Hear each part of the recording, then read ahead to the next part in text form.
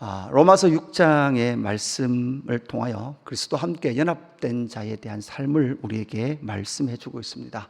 5장에서 하나님과 화평을 누리는 그 성도의 삶을 우리에게 말씀을 해 주셨죠. 그 일을 어떻게 이루어졌습니까? 하나님의 한 의를 믿음으로 말미암아 우리는 하나님과 화평을 누리고 있다라고 말씀해 주셨습니다. 그러면서 그 상황을 첫 번째 아담 아래 있었던 자, 그리고 마지막 아담, 둘째 아담이시요 마지막 아담이신 예수 그리스도의 아래에 있는 자로 비유를 하면서 예수 그리스도, 마지막 아담이신 예수 그리스도의 그 십자가의 죽으심은 그 대표성, 그리고 대신하여 죽으심에 대한 것을 우리에게 말씀해 주셨습니다. 예수님께서 대표하신 것, 아담이 죄의 대표였다면 의의 대표는 바로 구원의 대표는 예수 그리스도시다라는 것을 우리에게 말씀해 주셨습니다. 그리고 그 예수님은 대신하여 죽으셨다라는 것을 말씀해 주셨죠.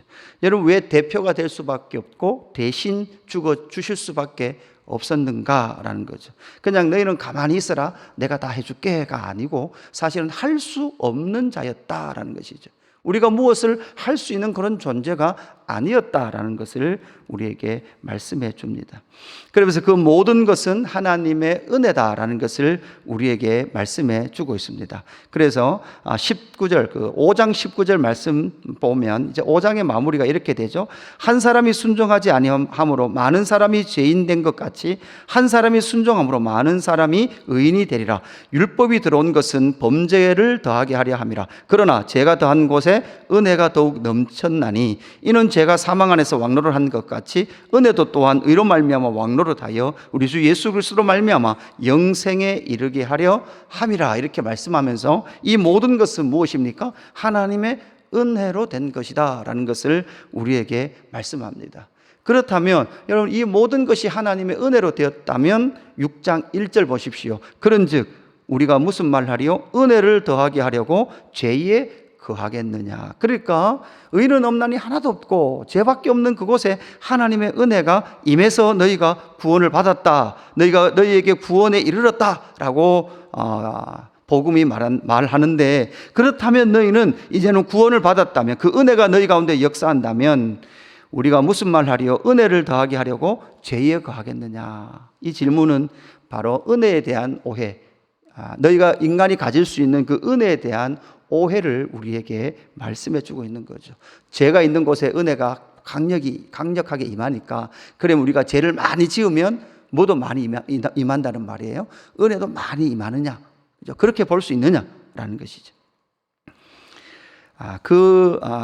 은혜에 대한 오해에 대하여 너희는 그렇게 은혜를 해석할 것이 아니다라고 말하면서, 이제는 너희가 그리스도와 합하여 세례를 받음으로 말미암아 너희는 이제 구원을 받은 너희는, 의가 있는 너희는 어떤 삶을 살기 위하여서 너희가 그 은혜를 입었는가에 대한 것을 우리에게 말씀해 주고 있는 것이죠. 그래서 그 은혜를 받은 이유가 뭐냐, 너희 가운데 은혜가 임한 이유가 뭐냐라는 것을 바울은 우리에게 설명을 해주고 있습니다. 그래서 먼저 4절 5절 말씀에 보면 이렇게 말씀합니다. 그러므로 우리가 그의 죽으심과 합하여 세례를 받음으로, 이렇게 말씀하죠. 그래서 예수가 십자가의 죽으심을 심은 우리가 함께 죽는 것이고, 그것을 세례 받음으로 그렇게 말씀을 하고 있습니다. 그래서 그와 함께 장사되었나니 이는 아버지의 영광으로 말미암아 그리스도를 죽은 자 가운데서 살리심과 같이 우리로 또한 새 생명 가운데서 행하게 하려 함이라. 이렇게 말씀하고 있습니다. 그러니까 죄 짓고 은혜 받고, 죄 짓고 은혜 받고, 이제는 은혜가 충만하니까 죄 지어도 괜찮네요, 마음대로 살아도 괜찮네요. 이게 은혜의 방종이 아니라, 너희에게 은혜를 주신 이유는 무엇인가 하면 이제 예수 그리스도의 새 생명 가운데 행하게 하기 위해서 너희 가운데 이 은혜가 임했다라는 것을 우리에게 말씀하고 있는 것이죠.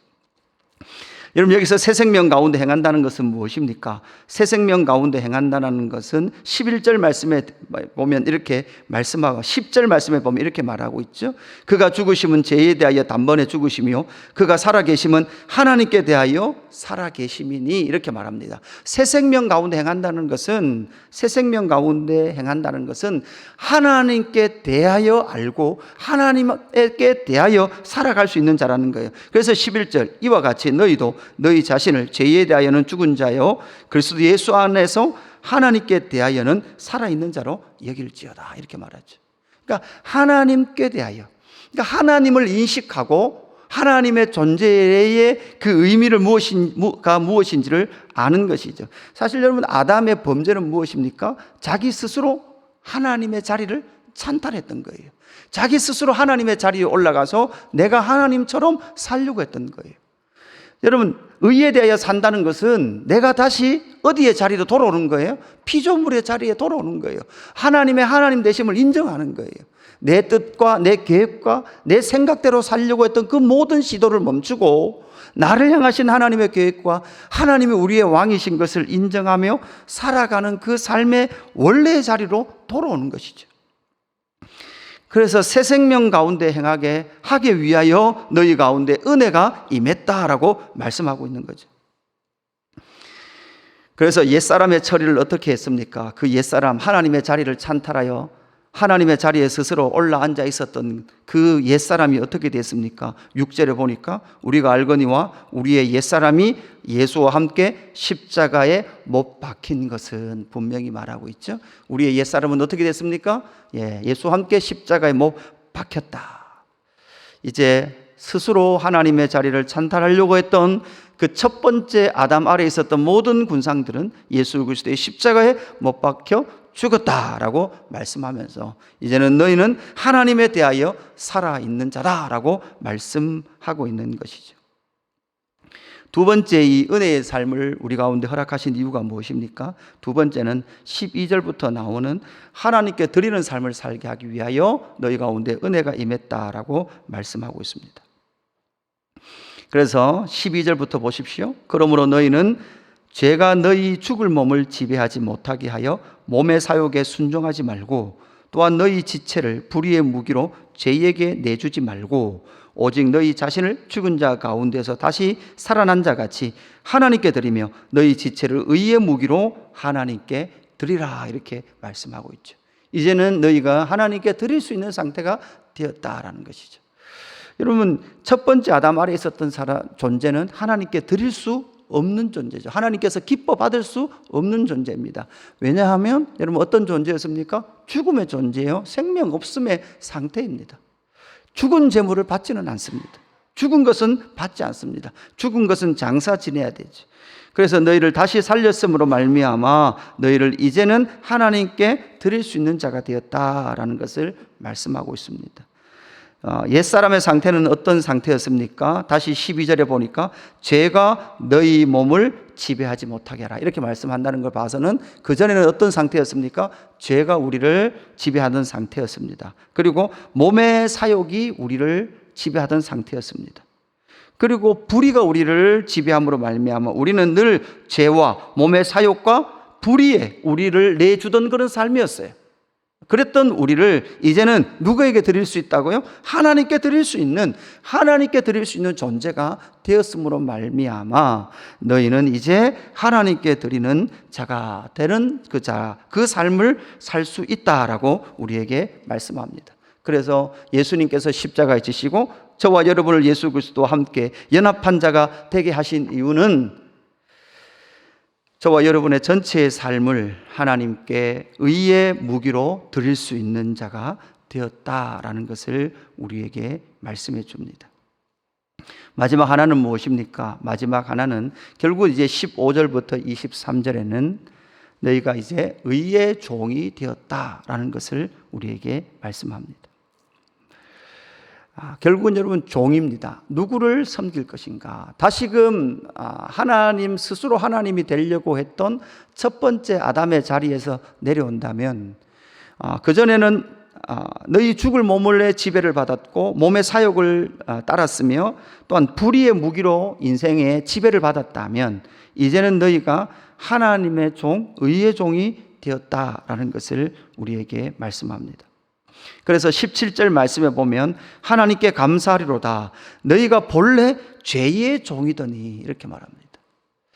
여러분, 결국은 둘째 아담이시요 마지막 아담이신 예수 그리스도와 연합되지 아니한 모든 자들은 죄의 종이에요. 아무리 선하게 산다고 하고 아무리 양심대로 산다고 하지만 하나님과 주 예수 그리스도를 믿지 아니하고 그와 연합되지 아니한 자들은 계속해서 죄의 종을 사는 거예요. 죄의 종이 되어 사는 거예요. 여러분, 이 죄의 종이 무엇입니까? 죄를 짓는다 이런 의미도 있지만 결국은 여러분, 자기가 스스로 하나님의 종이 아니고 자기가 스스로 하나님이라고 생각하고 사는 모든 삶은 결국은 죄의 종의 삶이다라는 것이죠. 그래서 18절 보니까 죄로부터 해방되어 뭐가 됐다는 거예요? 의에게 종이 되었느리라, 이렇게 말씀합니다. 결국 여러분, 인간은 종입니다. 왜냐하면 만드신 그분이 있기 때문에, 주인이 있기 때문에. 주인이 있단 말이에요. 주인이 있는데 진짜 주인을 버리면 결국은 죄의 종이 되는 거예요. 이제 진짜 주인을 찾으면 뭐가 되는 거예요? 죄의 종이 되는 거예요. 사랑의 종이 되는 거예요. 그 일을 위하여 예수님은 십자가에 죽으셨다라는 것을 우리에게 말씀하고 있죠. 그래서 19절, 너희 육신이 연약함으로 내가 너희의 예대로 말하노니 전에 너희가 너희 지체를 부정과 불법에 내주어 불법에 이른 것 같이 이제는 너희 지체를 의에게 종으로 내주어 거룩함에 이르라, 이렇게 말씀하고 있습니다. 그래서 거룩함, 이것은 또한 무엇입니까? 하나님께 대하여 아는 것, 하나님을 알고 하나님의 뜻을 알며 하나님의 존재의 살아계심과 인도하심을 알고 이 땅을 살아가는 그 사람이 바로 거룩한 사람이다라는 것을 우리에게 말씀해 주고 있습니다.